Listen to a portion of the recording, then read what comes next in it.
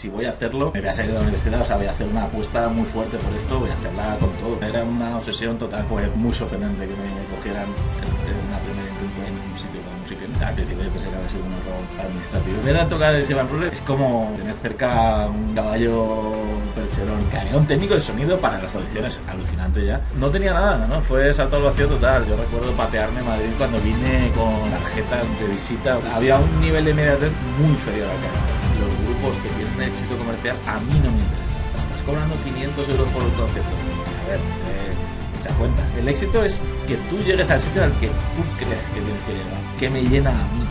Yo estoy siendo yo el dueño de mi vida, llevo yo las riendas de mis decisiones.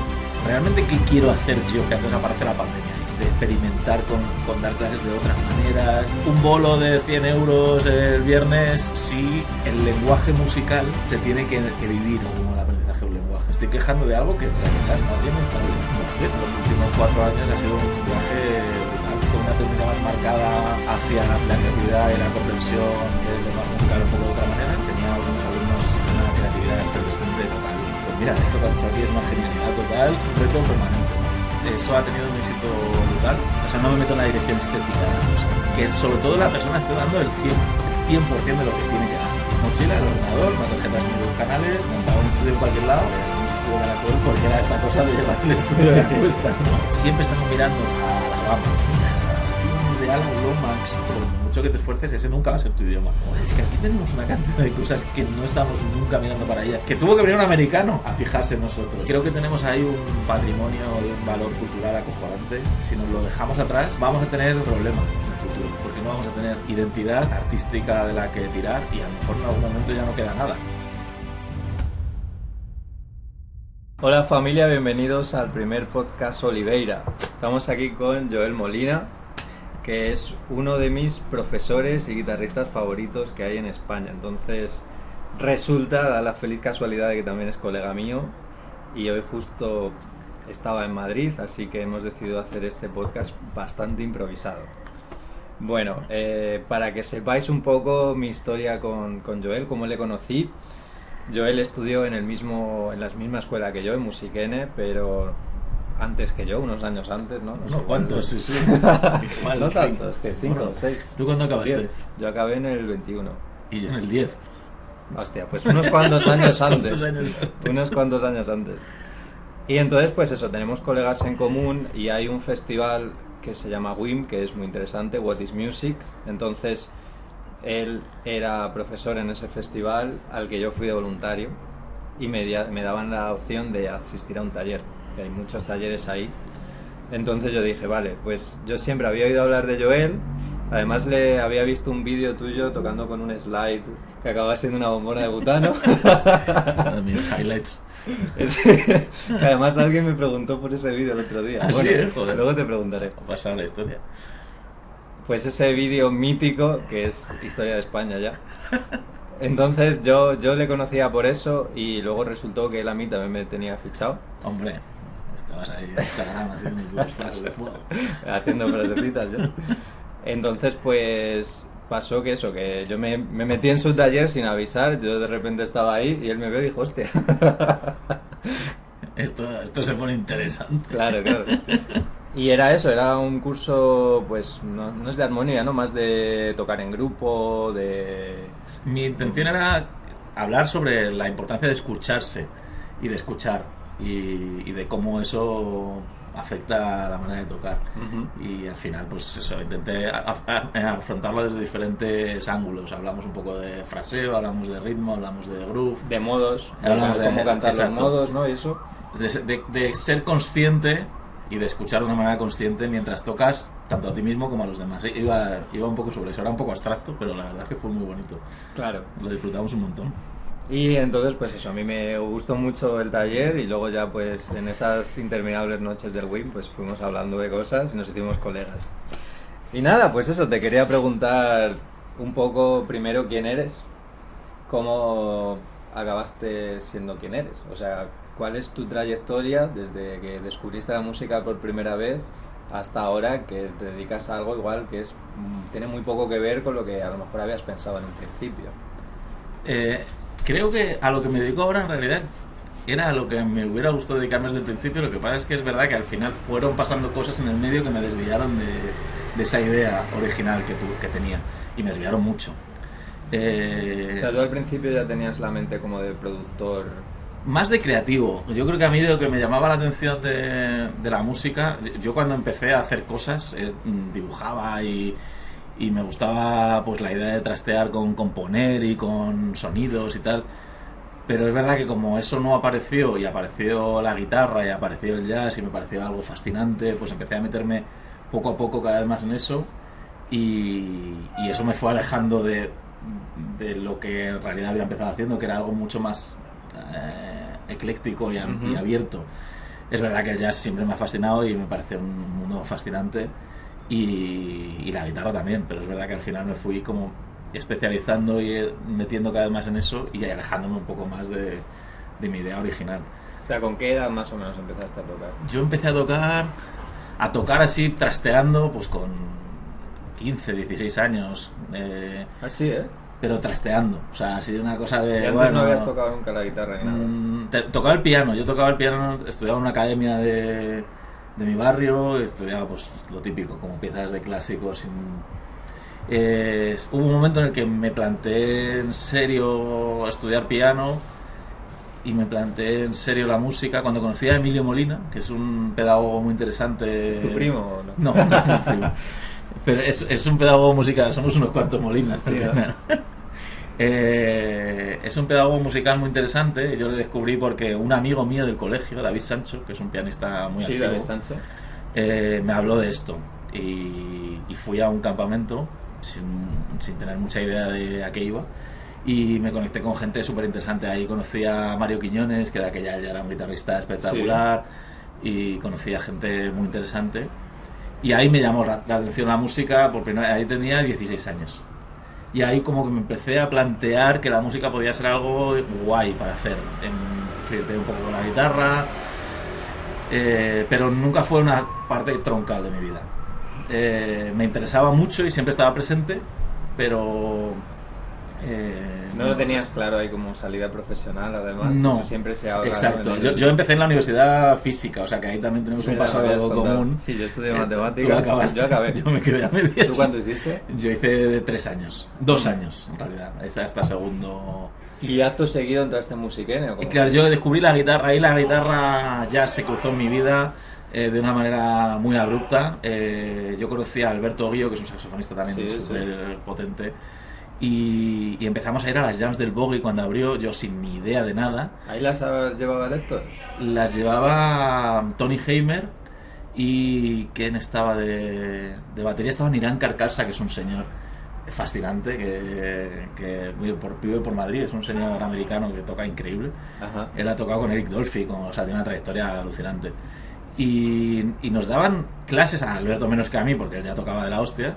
Nos daban un poco clases gratis por la noche, de 12 de la noche, ¿no?, a 5 de la mañana en el Bogie. Pero no había nadie. Las jams eran hasta las 5 de la mañana. De 12 a 5 de la mañana. Imagínate ahora. Y no había nadie. Ya. Entonces ellos tenían que tocar un poco porque eran los que llevaban la jam, y les hacía cierta ilusión que fuéramos nosotros los únicos, y no sé, yo tenía de aquella pues 20 años, y eran súper majetes, y compartían ahí todo lo que tenían con nosotros, y fue mis principios un poco de clases de jazz fueron realmente ahí.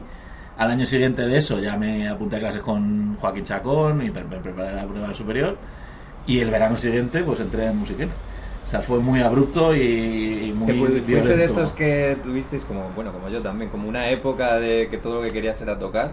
¿O fue más chill? No, 100%. Yo dije, sí, es que fue una movida de si voy a hacerlo, me voy a salir de la universidad, o sea, voy a hacer una apuesta muy fuerte por esto, voy a hacerla con todo. Y yo iba en el metro estudiándome los voicings escritos en un papel, porque cuando no tenía guitarra delante lo hacía en un papel, o sea, era una obsesión total. Buenísimo.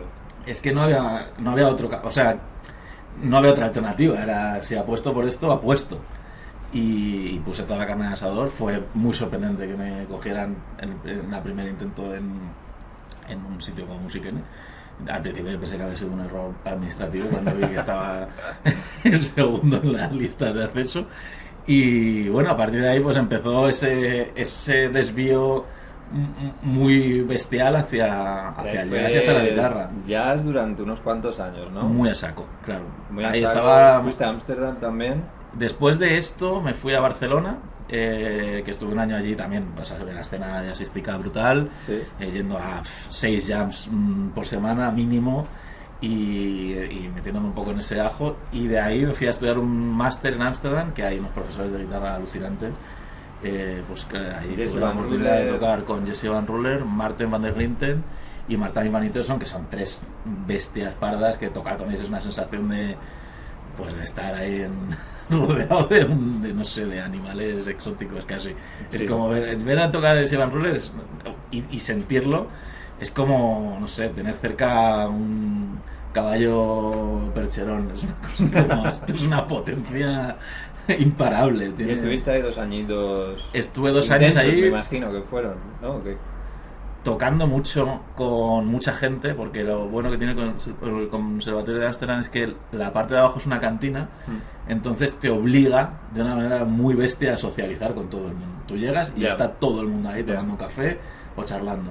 Y los Entonces, alumnos además trabajan ahí, ¿no? Yo tenía una amiga que servía cafés ahí en la cantina. es muy típico trabajar ahí, exacto. Y entonces te obliga Sí. a estar en contacto con todo el mundo y con gente de todo el mundo, entonces es muy guay, porque si realmente estás de tocar, tú estás ahí con tu guitarra y tus pedales y viene un tío de, yo qué sé, de Letonia y te dice: "Ay, vamos a hacer una sesión con no sé quién que ha venido de Nueva York", y es muy guay. O sea, yo creo que es muy interesante estar en un sitio así. Tú cuando estás en Suiza supongo que es una sensación parecida, ¿no? Sí. De Sí, esa sí, cosa sí, sí. de estar en un permanente intercambio. Es un poco una burbuja, ¿no? Luego cuando... Creo que hay que salir para darse la hostia. O sea, es un buen sitio, pero sabes que al final te vas a estrellar. Pero mola vivirlo. Mola vivirlo Por lo mucho. menos esa sensación de decir, puedo realmente disfrutar de esta cosa que es un poco irreal, idílica, de tocar 5 o 6 horas al día, sesiones con gente que toca increíble, en aulas que están súper bien equipadas. Sí, es una sí, tal una cual. burbuja maravillosa. No sé Ámsterdam, pero el de Suiza, por ejemplo, está abierto toda la noche. O No, el de sea, Ámsterdam hacías cerraba sesiones como a y- las 10 o las 11. Es verdad que he oído hablar de esos conservatorios como el de No cierra. Copenhague. Que O sea, no es que cierran. no cierre, es que tú tienes la llave. Entonces ahí hemos hecho fiestas y de todo esto no se puede decir, ¿eh? Pero es un sitio tan intenso que yo a veces pensaba, es completamente irreal. Si aquí 2 años, genial, voy a aprender un montón. Pero si me quedo más, voy a acabar siendo un extraterrestre que no está nada conectado con el mundo.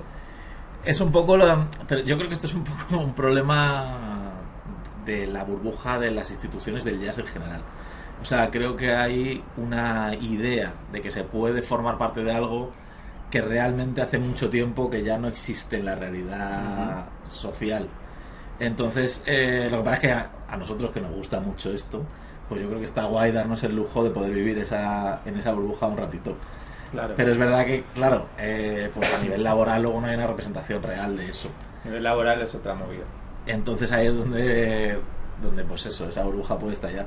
Pero creo que es una cosa que Mola animo vivir, a ¿no? quien tenga la oportunidad de hacerlo, de irse a un sitio de estos así punteros, en los que la gente está como muy... Sí, que tienen una casi película, drogada ¿no? Estás ya. ahí en la película y Yo creo que la es vives algo al que máximo, la vives al 100%. se disfruta mucho, sí. Entonces, Ámsterdam, vuelta a Madrid directamente o qué? Sí, me volví a Madrid en 15 era ya. 2015 estuviste ya ahí currando, dando Es que en Ámsterdam clases. estuve 4 años en realidad. O sea, Estuviste 4 años. yo alargué un poco la burbuja. Ya ves. Luego me quedé allí viviendo y seguí haciendo uso del conservatorio exactamente igual.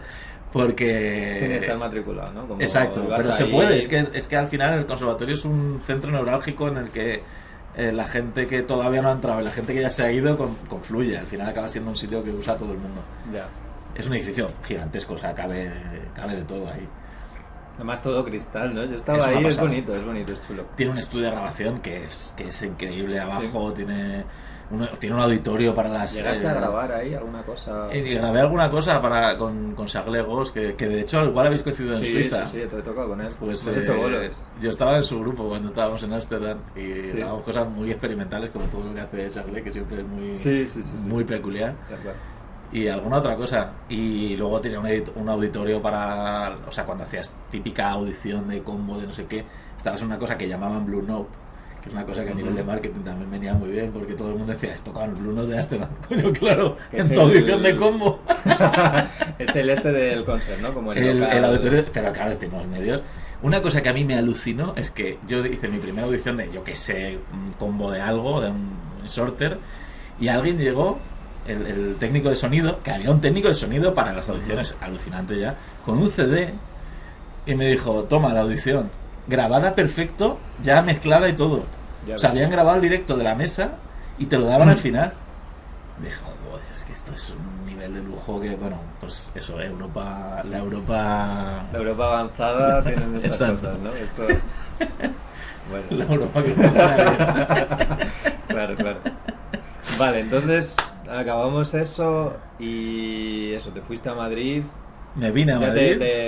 ¿Te cansaste? O... Bueno, es que es verdad que ahí había un momento en el que ya o te hacías holandés o te quedabas fuera, ¿no? Yo siempre vivía allí en esa burbuja que también tenía que ver con que todos éramos internacionales y nadie realmente ponía los pies en ningún suelo, ¿no? Ya.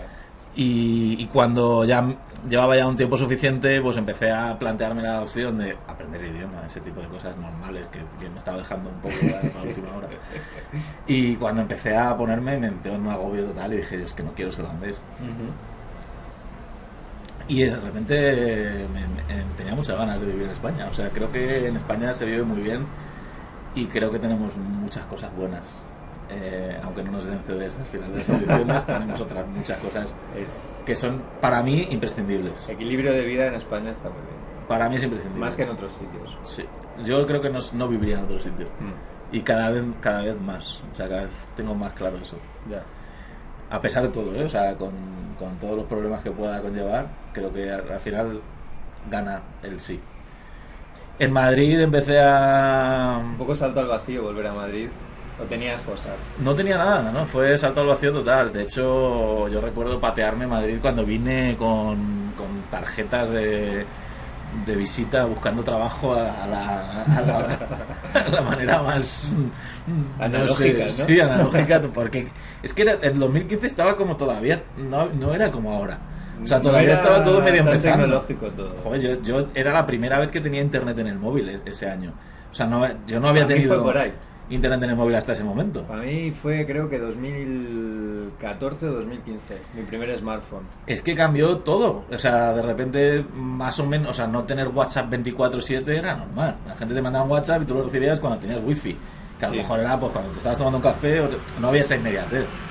Había un nivel de inmediatez muy inferior al que hay ahora. Yo no tenía ni Instagram ni nada, ni se me ocurría, me parecía una cosa súper hortera, además de aquella, no sé, era una cosa como que no iba conmigo, ¿no? Claro, evidentemente, pues al final todo esto ha ido cambiando y mutando y formando parte de nuestras vidas de una manera mucho más natural, pero sí, fue un salto al vacío.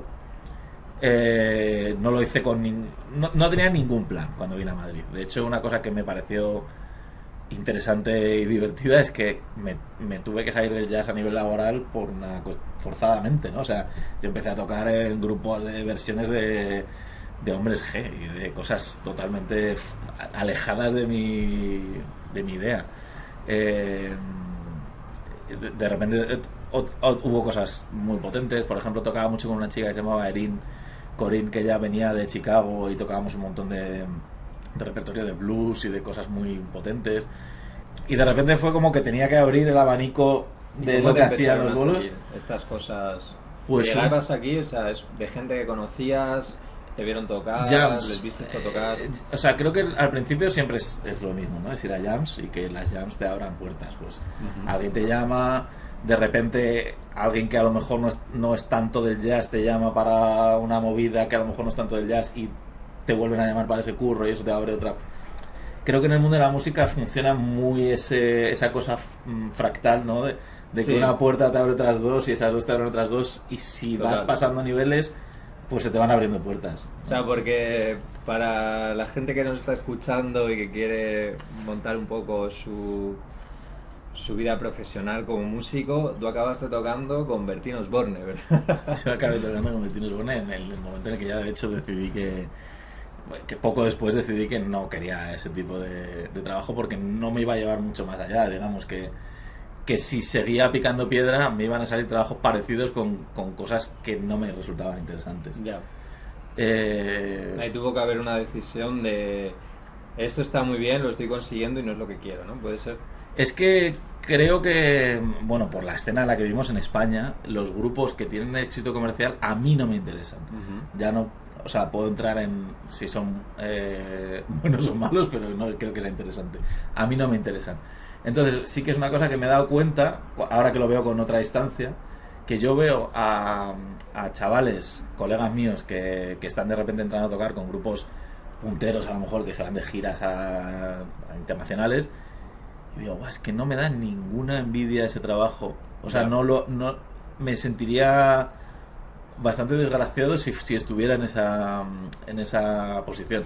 Es un curro difícil, no es un curro para todo el mundo. No es un curro para todo el mundo, y creo bonito, que te tiene que hay una cosa que también tienes que entender, es depende cuál sea tu perfil. O sea, tú eres puramente guitarrista y a ti lo que te gusta es tocar la guitarra, te da igual si es con estopa o con yo qué sé, Rosalén, o realmente tú eres más artista y tienes una intención de expresarte a través de tu instrumento de una manera más personal, digamos.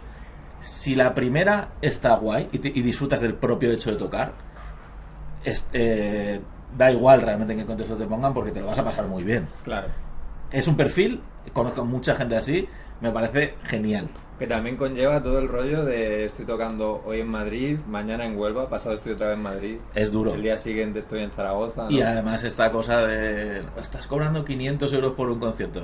A ver, echa cuentas, quiero decir, para cobrar 500 euros por concierto, punto 1, estás en el tope de la pirámide, y punto 2, estás haciendo un montón de esfuerzo previo y posterior. O sea, no es la hora que dura el concierto, que a veces hay esa idea de joder, los músicos, ¿cuánto cobran? A ver, tú si te pones a prorrotear todas las horas que lleva prepararse un repertorio, ensayarlo, viajar, montar, aunque sean ya giras en las que a ti te montan y todo, tú tienes que estar ahí. No es fácil, vamos, esto lo tendría que decir alguien de esta gente que está haciendo ese trabajo, que conozco a mucha gente y lo disfrutan un montón, pero vamos, ya te digo yo que no es gente que se esté tocando las narices y solamente toque una hora allí a disfrutar. Creo que esto es un trabajo duro. Y luego es eso, es que ahí tienes que entender cuál es tu perfil, si a ti eso te parece algo ilusionante y te motiva, o no, porque te aleja de tu objetivo. Yo creo que al final todos los sitios, todos los puntos de llegada son válidos, pero a veces también está esa trampa, que creo que es importante por lo que decías, porque no se puede estar escuchando, ¿no? Hay un sitio al que hay que llegar. Yo creo que es una trampa esa idea de el éxito es esto. El éxito es que tú llegues al sitio al que tú crees que tienes que llegar, ¿no? Como yo qué sé, la carretera y los focos son el éxito. Depende. Tienes que tener claro cuál es tu éxito. Claro, eso puede ser para algunas personas, pero exacto, no para todo el mundo. Eso puede ser tu gran fracaso, porque has ido cayendo en esa cosa y de repente tú estás ahí y dices, ¿qué estoy haciendo? Esto no es para mí. Y sí, puede haber una paleta de colores en el éxito enorme, y creo que es muy importante hacerse esa pregunta y ser honesto de con qué me siento yo cómodo, hacia dónde quiero ir, qué me llena a mí. Sí. Y eso es algo que me lo empecé a plantear igual ya con que 26, 27 años. Antes era como hay que trabajar, hay que triunfar, hay que no sé qué. Luego de repente era como, pero yo quiero esto o yo quiero otra cosa. ¿Con qué voy a ser yo más feliz, no? Que además me dé para vivir bien y todo. Es que eso es una cosa muy importante para ser feliz. O sea, evidentemente poder pagar tus facturas es una cosa que tiene mucho. La bohemia está muy bien si tienes unos ciertos mínimos cubiertos. Bueno, hay gente más bohemia, hay gente menos bohemia también, ¿no? Pero hay un cierto sitio en el que nadie puede estar a gusto. O sea, cuando tienes dificultades serias para poder sostenerte, y ahora mismo estamos en una situación complicada, ¿no? A veces, nadie puede estar cómodo depende de qué niveles de precariedad, es muy jodido. Pero la idea del músico que vive un poco factura a factura existe. Hombre, claro que sí, yo he vivido así. Sí. Mucho tiempo. Y creo que también es es otra pequeña trampa de hay que vivir así. Incluso a veces en ciertos contextos hay un anhelo de eso, porque está esa cosa, ¿no? Como esa mitificación de ese músico perdedor, un poco al límite, ¿no? De caerse todo el rato. Ya. En el jazz creo que es un ambiente en el que a veces pasa eso, y a veces incluso se penaliza en ciertos ambientes el éxito. O sea, es que esta persona no puede ser bueno porque le va bien. En plan, le va bien a nivel de Es verdad, económicamente. Yo que sé, alguien como ¿cómo se llama? Bob Reynolds, ¿no? Es un tío que es justo la imagen opuesta, ¿no? Es un tío como Bob Reynolds es de saxofonista que tocaba con John Snarky Mayer, con Snarky Puppy. Sí, es un saxofonista de super éxito, un crack. que toca tiene un canal de increíble, YouTube muy chulo. muy chulo. Una de las cosas que en la pandemia a mí me ayudó a hacer el clic de empezar a plantearme la vida de otra manera fue ver a Bob Reynolds. Porque ¿Descubriste yo le veía su canal de YouTube? ¿O cómo? sí, veía sus videopodcasts estos que hace. Sí. Y dije, joder, es que este tío es muy, muy listo. Porque aparte de ser muy crack, está entendiendo que vivir es un montón de cosas, y que el éxito no es ser el saxofonista X, es poder dedicarte a lo que... Sí, a tu actividad, tal cual. que él lo enfoca de una manera. O sea, yo no es que le imite en qué decisiones toma él, pero sí que de alguna manera me hizo reflexionar en: yo estoy siendo yo el dueño de mi vida, llevo yo las riendas de mis decisiones, ¿realmente qué quiero hacer yo? ¿Estoy en esto por inercia? Ya. Y mi respuesta fue claramente sí. O sea, estaba en esto por inercia y no tenía una dirección nada clara. No estaba alineado con mi objetivo. Y esto acabó en de repente estás viviendo en un pueblo de Cantabria de 4 habitantes, ¿no? Ahora vivo en uno de 80. Me he 80 mudado a habitantes. un pueblo superpoblado. Vale, o sea, ¿cómo pasamos de Madrid? ¿Dónde vivías? Vivía en el centro. Además, en en el la centro época de de la Madrid. pandemia justo vivía en Delicias, pero bueno, fui viviendo por varios sitios del centro. Y de ahí pasamos a Cantabria, ¿vale? ¿Cómo fue esto? Pues yo ya llevaba un tiempo en una crisis potente con mi actividad, pero seguía en esa rueda, que tenía que ver con esa sensación de cuando la gente me decía, pero ¿cuándo haces tu disco? Me acuerdo que esa pregunta era ya recurrente a unos niveles brutales. Ya. Y yo decía, pero es que yo tengo canciones, pero es que no me apetece hacer este disco. O sea, había algo ahí que me estaba reteniendo, y sobre todo era una sensación de, es que mi disco no hace falta. O sea, yo tenía esa sensación de, es que yo aquí no tengo realmente algo que yo sienta que es relevante que aportar. Ya. Y a la vez o sea, había descubierto a través de Rosalía la música ibérica, y empecé a interesarme por la música que había aquí, que yo nunca había mirado aquí. Siempre he tenido inquietudes anglosajonas, ¿no? Y empecé a investigar un poco en la electrónica. Entonces aparece la pandemia ahí, y como nos obliga a parar, yo de repente ahí no tenía ensayos, no tenía bolos, empiezan a crecer las clases online, y de repente empieza a ser un abanico de experimentar con dar clases de otras maneras.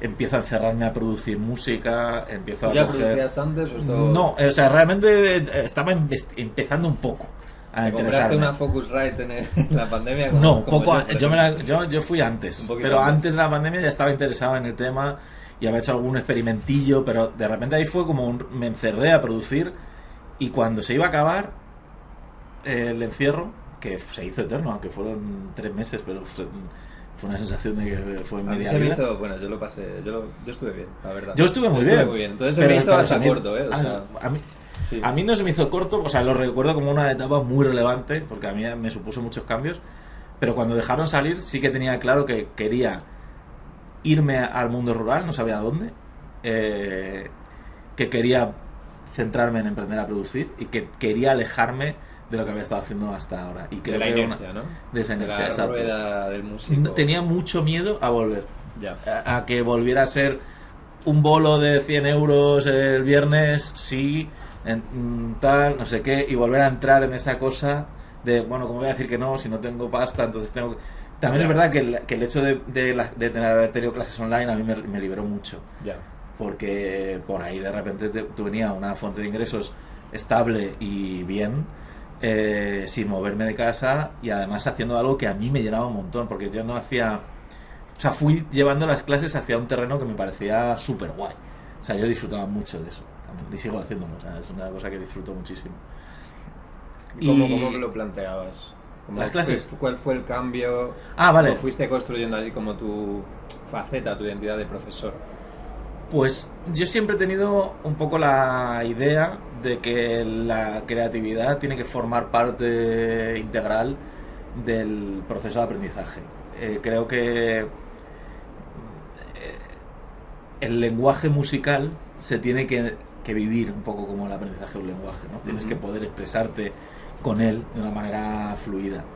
Y fui integrando cada vez más eso hasta el punto de que claro, lo bueno que te daba la pandemia es que como estabas online, yo ya ponía muchos ejemplos como produciendo fragmentos de cosas para que la gente tocara encima, o poníamos ejemplos de cómo funciona esto. Entonces explicábamos cómo funcionaba la batería, cómo funcionaba el bajo, cómo funcionaba la armonía, la melodía, todo lo veíamos ahí. Entonces empecé a enganchar. Alumnos de guitarra. Ahí tenía alumnos de guitarra, pero todos fueron comprándose un bajo, comprándose un teclado MIDI, porque me veían a mí hacerlo y decían, coño, se puede hacer, y entonces puedo hacerme yo toda la música, tal. Y empecé poco a poco a meter a gente en esa afición de ponernos a hacer música todos. De hecho, mira, una de las conversaciones que me cambió totalmente el chip fue un chico con el que estuve haciendo algunas clases. Se llama Gonzalo, no sé su apellido porque siempre le llaman La Costra, que es su nombre artístico. Él ahora está tocando de bajista con Vanessa Martín y de guitarrista en una cosa que ha montado Milo García, haciendo la gira a Michael de la Calle. O sea, está a tope de power. Él aparte es productor.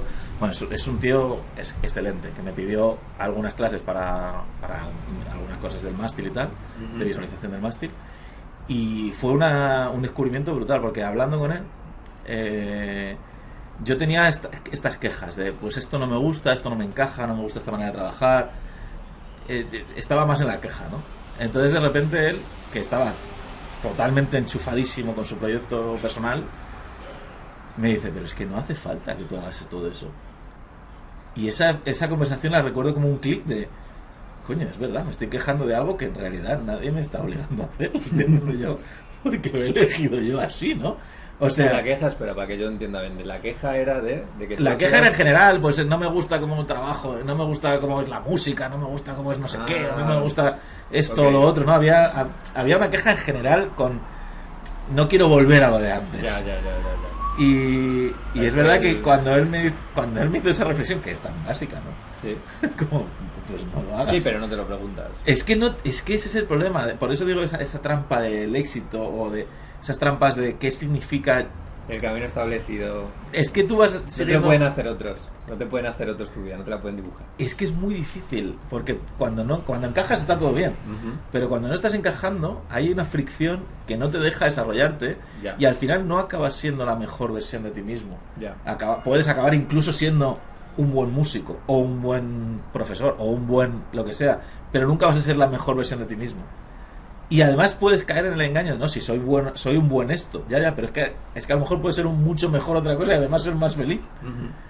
Y eso fue lo que me empezó a hacer plantearme todo. Y empecé a dedicarme a la producción, empecé a dedicarme a investigar la música ibérica a mi aire, y empecé a hacer una apuesta por una pedagogía cada vez más, con una tendencia más marcada hacia la creatividad y la comprensión del lenguaje musical un poco de otra manera. Y la verdad es que en los últimos 4 años ha sido un viaje brutal. Porque aquí pedagógicamente hemos entrado ya en que has empezado a dar esto, bueno, como el curso que me diste a mí, o sí, cosas más de línea, claro. Armonía, que es algún mundo muy abierto y que igual ya no estás trabajando tan enfocado a la guitarra, ¿no? Sino en un... No estoy prácticamente nada enfocado a la guitarra. Yo ahora mismo he asumido que yo ahora mismo desde la guitarra tengo muy poco que aportar en comparación con otras cosas. Entonces yo intento optimizar lo que puedo aportar. Y ahora mismo la guitarra la tengo bastante aparcada, ya no solo en la pedagogía, la tengo aparcada en general porque no me da la vida para todo. Me gustaría retomarla en algún momento.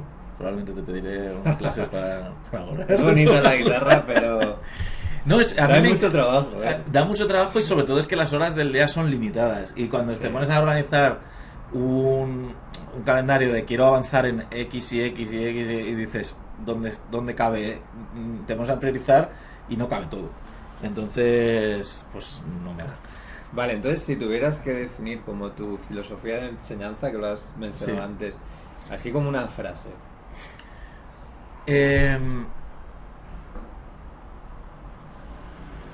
Me gustaría conseguir que la gente se exprese con soltura en el lenguaje de la música. Vale. ¿Y eso cómo llega al punto de que pasas un poco de enseñante de profe, pasas un poco a mentor de proyectos artísticos, ¿verdad? Eso ha sido un cambio que también fue un poco natural. Es una idea cojonuda, la verdad.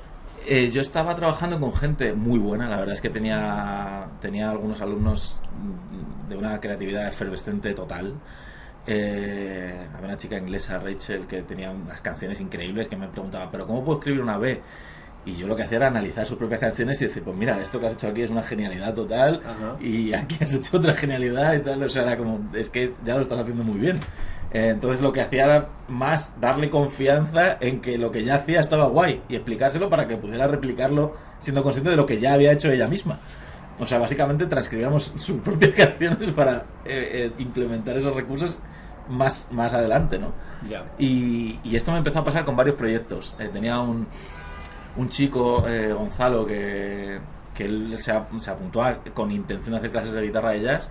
Poco a poco yo le fui preguntando y acabamos llegando a la conclusión de que él en realidad quería hacer un proyecto de algo así como un post-punk muy particular, con un humor ácido. Y yo dije, pues entonces vamos a centrarnos en esto, la vida es muy corta, tío. ¿Tú quieres y ahí hacer? Estabas todavía como... Yo ahí estaba ofreciendo clases de música y de guitarra. Lo que pasa es que yo hacía muchas preguntas a la gente y poco a poco con esas preguntas llegaba a la conclusión de que mucha gente en realidad estaba buscando clases de guitarra porque no sabía que podía hacer lo que en realidad quería hacer, que era hacer su música.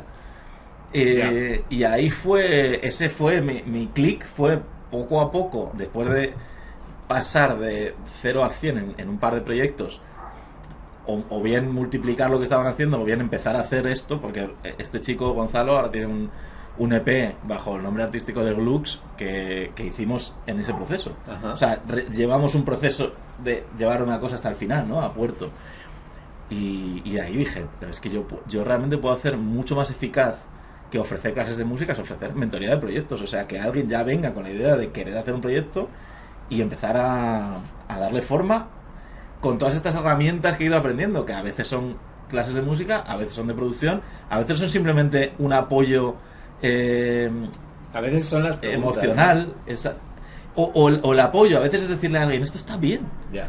Y que alguien confíe en alguien externo que le puede decir cuando algo está suficientemente bien como para relajarse y poder soltarlo. Porque muchas veces esa presión de la autocrítica no te deja llevar un proyecto a cabo.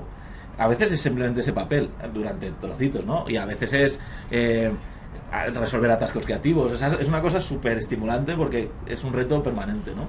Que abarca todas las áreas. Y ahora la verdad es que eso ha tenido un éxito brutal. El año pasado... ¿Hay alguna manera de escucharlo? ¿De escuchar lo que he hecho? Yo sé que has estado sacando por Instagram. Sí, yo tengo una playlist en mi Instagram. Tienes una playlist, ¿no?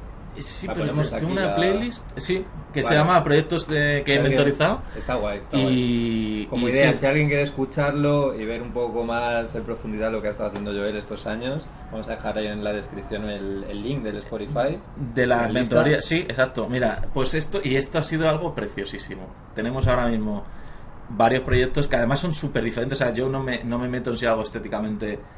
O sea, no me meto en la dirección estética de las cosas. Me meto más en que tenga una calidad viable y que sobre todo la persona esté dando el 100% de lo que tiene que dar.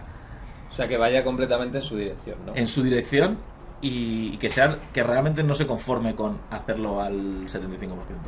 O sea, que realmente la gente explote su talento Metiendo caña. al máximo. Sí. De hecho, joder, es que ha sido es preciosísimo formar parte de procesos así porque, claro, te metes en capas muy íntimas. O sea, haces un viaje común muy bestia y el aprendizaje es mutuo. O sea, lo que más mola es que yo transmito gran parte de mi experiencia, sobre todo dando forma a mis proyectos estos últimos años, que también ha sido para mí un cambio muy brutal. Y aprendo de la experiencia de otros a saco. Entonces es brutal, es súper enriquecedor. Vale. Quería hablar un poco también, ya como para despedirnos, un poco de tu proyecto, que no hemos hablado nada. Hemos hablado todo de lo que haces por otros, pero tú además tienes un proyecto súper interesante, de esto que hablabas antes, de la música ibérica y de la música electrónica, ¿no? ¿Cómo le has dado forma? ¿Cómo ha salido eso? Pues Casa Palma. Casa Palma es el proyecto en el que más estoy trabajando últimamente. Hacemos muchos conciertos y me tiene muy ocupado y es muy guay. Estamos muy contentos. Ahora vamos a ir a tocar al Womex, que es un hito bastante potente. Qué guay. Y este proyecto pues es un poco es el destilado de toda esa inquietud por intentar ponerme de acuerdo conmigo mismo, con mi pasado, con mi espacio-tiempo un poco. Y por eso para mí es un proyecto como muy importante que necesitaba hacer. Y que salió del estudio Caracol, ¿no? Esto es decir, claro, yo cuando empecé a producir de una manera totalmente salvaje y caótica. Como decías entonces, antes, ¿no? Que es como vamos a hacerlo, como un poco como este podcast ha salido también así, ¿no? Que era como, no sabemos cómo, pero lo vamos a hacer, ¿no? Es que creo que cuando quieres que las cosas sucedan y de repente ves claro, te alineas con tu objetivo, esto que estábamos diciendo, ¿no? Todo te da igual, tú quieres que suceda. Exacto. Evidentemente quieres que suceda lo mejor posible y pones todos los medios para que sea de la hostia. Pero hay una inercia tan clara que no te planteas que no eres suficientemente bueno, que no tienes el micrófono suficientemente bueno, que no tienes el estudio suficientemente acondicionado. Yo empecé a produciendo en nuestro caso. Yo empecé produciendo con un altavoz de guitarra acústica de Harley Benton. Yéndome a casa de Irene, que ahora es mi pareja y es la cantante de Casa Palma, fui a hacer canciones a su casa. Yo en esa época produje varios proyectos con esta idea, con esta filosofía, que era, da igual donde estés, como ir a mi pueblo era muy raro porque era muy remoto y no todo el mundo podía, yo voy y vamos a hacer música. Tenía este micrófono, literalmente este. Y lo llevaba en una mochila, el ordenador, una tarjeta de sonido 2 canales, un controlador MIDI, la guitarra y ya. Y montaba un estudio en cualquier lado y así empezó Casa Palma. En la propia Casa Palma le llamamos Estudio Caracol porque era esta cosa de llevar el estudio de la cuesta, ¿no? Era como un caracol, ¿no? Con la casa a cuestas, pues en el estudio a cuestas. Y un poco esa fue la filosofía, era, esto tiene que suceder. Ya. Y yo estaba produciendo muchas cosas. Es verdad que Casa Palma tiene un nivel de implicación y un nivel de verdad que al final pues ha ido conectando cada vez con más gente. Y eso nos hace muchísima ilusión, pero es un proyecto en el que cantamos, o sea, tocamos, cantamos, interpretamos canciones súper antiguas, montañesas. ¿Montañesas? Montañesas es la zona de la montaña, lo que se llama la montaña es norte de Palencia, norte de Burgos y Cantabria. Esa, lo que llaman la montaña, eso tradicionalmente se ha llamado siempre la montaña. Que es la Serra Cantábrica o qué. Cordillera Cantábrica, ¿no? Cordillera Sí. Cantábrica.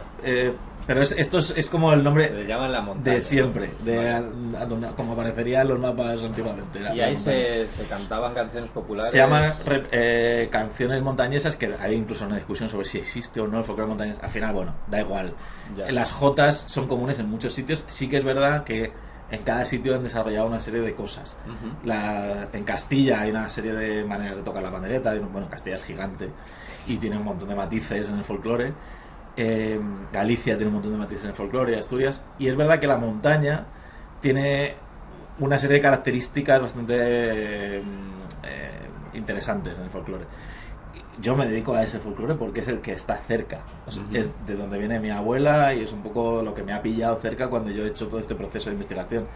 No es algo que me pertenezca para nada. ¿Lo conocías antes Nada, o ha sido completamente nada. nuevo? Yo estaba haciendo este proyecto pre-Casa Palma. Mi inquietud era sobre todo por la música castellana, porque era la que tenía acceso, porque yo tenía unos discos marrones que se llamaban La música tradicional de Castilla y León, con grabaciones de campo que hizo Radio Televisión Española entre los años 70, 80, 90, y había 10 CDs con canciones y sonidos de Castilla, y yo estaba sampleando de ahí, porque era a lo que yo tenía acceso. O sea, yo no tenía ni idea del folclore. Es verdad que cuando fui a conocer a Irene me cantó canciones de allí.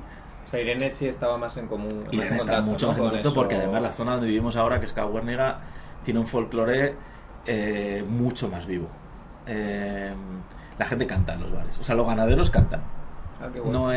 No es algo que se haga como en un escenario solamente. Ahí hay una afición muy fuerte por el cante, y además hay un aprecio. O sea, nosotros vamos casi siempre los sábados o los domingos a La Miña. Es un pueblo muy cerca de nuestro, donde todavía hay un bar que sigue abriendo el hijo de Jaime, que es el que era el del bar original. Y él lo abre por pura afición. O sea, él es autobusero y lo abre por afición a los que vamos allí y al cante. Entonces allí van los cantadores, se canta bebiendo el blanco, y la gente que canta no es ninguno cantante profesional ni pretende serlo. Es pura afición al cante. Y el hecho de que Irene cante bien, por ejemplo, ya le abre puertas en ese contexto social. O sea, allí yo soy el de al lado siempre, porque yo no canto. Es que es muy fuerte, ¿eh? Te da un estatus social el hecho de cantar bien. ¿Y eso cómo se acompaña con solo percusión o cómo? Nada. El cante tradicional, el cante que se conserva es el cante de los hombres, que es el cante de taberna, que normalmente es heredero del cante de ronda. El cante de ronda era el cante de ligar. Entonces las canciones que... Rondadora, ¿no? El canto de ligar era el que hacían los hombres. Siempre era de: ay, qué guapa estás, baja, que a ver si... Sí. A ver si te llevo al huerto, ¿no? El cante que se ha perdido, que ya no, ahora mismo nosotros tenemos información ya no de primera mano, a través de Aurelio, que es nuestro asesor etnográfico, Conchi, nuestra otra asesora, que son gente que ellos entrevistaron a muchas pandereteras en su momento y han conservado esa tradición, pero ya de una manera, digamos, artificial. O sea, ellos se saben las canciones, tienen un conocimiento muy profundo de cómo se tocaba la pandereta, cómo se bailaba y cómo se cantaba. Aurelio, además de cómo se vestían, porque es experto en atuendo. Y nosotros, la parte de la pandereta es la que se ha perdido, porque la pandereta estaba ligada al baile. Y el baile, en cuanto llegó el tocadiscos, era muchísimo más divertido. Sobre todo para las pandereteras. O sea, las primeras que querían que llegara el tocadiscos eran ellas, porque ellas no podían bailar, porque eran las que tenían que hacer la música. Claro. Y entonces las que no bailaban no podían ligar, porque era la manera de ligar. Y si no ligabas, tenías un problema. Eso sigue pasando ahora. Sí, pero bueno, ahora está Tinder y este tipo de cosas que han cambiado, han revolucionado. Bueno, eso en el siguiente podcast. Pero es fascinante esto del folclore, porque hay una serie de cosas que te conectan con cómo era donde tú estás hace no tanto, hace 2 generaciones. No es algo súper primitivo. Es verdad que es muy primitivo, pero se conservó hasta hace muy poco como una parte normal de la vida de mucha gente. La música formaba parte de lo cotidiano. Ligar era muy importante, bailar era muy importante, divertirse era muy importante, y luego había toda la parte de las canciones de trabajo, etcétera, que es verdad que en Cantabria se trabajaban menos.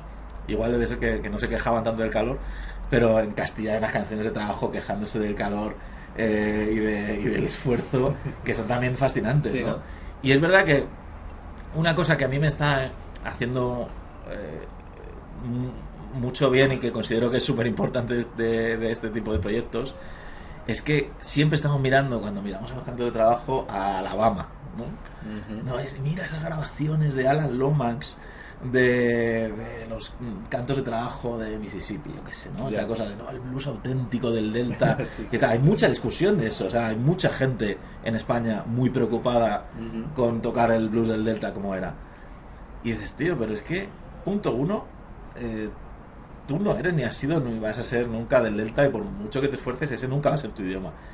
Y punto dos, joder, es que aquí tenemos una cantidad de cosas que no estamos nunca mirando para ella, que también grabó Alan Lomax, curiosamente. ¿Ah, sí? Alan Lomax vino a España y de las mejores grabaciones que hay de folclores ibéricos son las de Alan Lomax de los años 50. O sea, que tuvo que venir un americano a fijarse en nosotros. Y creo que tenemos ahí un patrimonio de un valor cultural acojonante y del que yo ahora, por suerte, estoy disfrutando, pero animo a todo el mundo a disfrutar más, porque creo que si nos lo dejamos atrás vamos a tener un problema en el futuro, porque no vamos a tener identidad artística de la que tirar y a lo mejor en algún momento ya no queda nada. Entonces yo animo a todo el mundo a que se quite el prejuicio y escuche unas dulzainas ahí desafinadas e intente entender ahí esos matices que a veces buscamos en Ornette Coleman, pero a veces los tenemos en Agapito Garazuela mucho más cerca. Interesante. Pues dejaremos también para que la gente escuche el disco de Casa Palma. Pues ¿no? Me encantaría. Por supuesto. Y bueno, pues tío, por mí ya está. Un placer, mil gracias por venir aquí a mi humilde morada. Bueno, me encanta. Y nada, espero que vengas pronto otra vez. Y hacemos, seguro. Nos vemos. Y no sé cómo despedir esto porque no lo he hecho nunca, pero haremos bueno. Cositas. Muchas gracias a todos por escuchar y nos vemos en el siguiente. Hasta pronto.